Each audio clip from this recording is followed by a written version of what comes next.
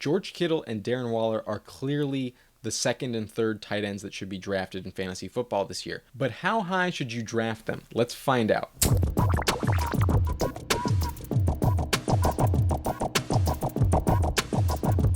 Last year, among all NFL players, Darren Waller actually finished 10th in receiving yards. Only 8 wide receivers had more than him, and that's why I also view him as a fantasy cheat code, as I discussed with Travis Kelce in this video over here. So for the sake of this video, we don't need to compare Darren Waller to other tight ends. Let's compare him to the wide receivers in the league. So in 2020, on a per game basis, Darren Waller had 9.1 targets. That would have been the 9th best among wide receivers. 6.7 receptions, the 7th best among wide receivers. 74.8 yards per game, 16th best.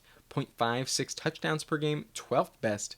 And 14.2 half PPR points per game, 9th best among all wide receivers. And since becoming the starting tight end for the Raiders, Darren Waller hasn't missed a single game in 2 seasons. So he's been very reliable and he doesn't come off the field. Now in his first season with the Raiders, he only caught 3 touchdowns, but last year it came up all the way to 9. So I'm not worried about Darren Waller's touchdown number. I think that number probably ends up around 8 this year. In 2020, there were actually only 3 tight ends who averaged more than 7 targets per game, averaged more than 4.5 receptions per game, averaged more than 50 yards per game, and averaged more than 10 half PPR points per game.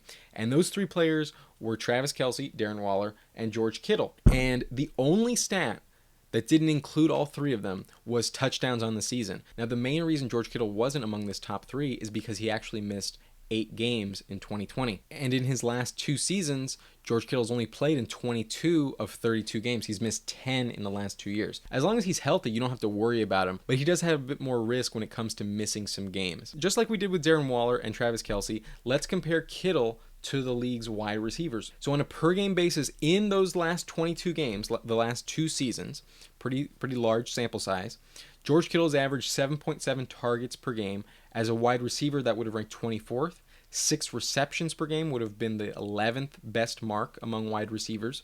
76.7 yards per game would have been a top 13 wide receiver.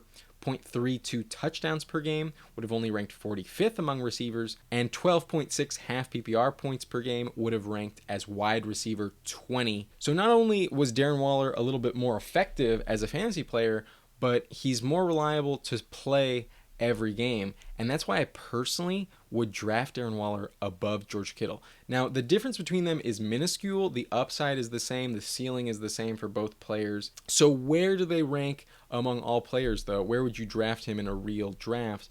I personally am not willing to let them slide out of the second round. So that's why I would draft Darren Waller as high as 21st overall and George Kittle as high as 22nd overall. Now, Waller's ADP is actually 28th and Kittle's ADP is actually 25th. I think both of those are steals. So if either one of them is available in the third round, I'd definitely draft them and I wouldn't think twice about it.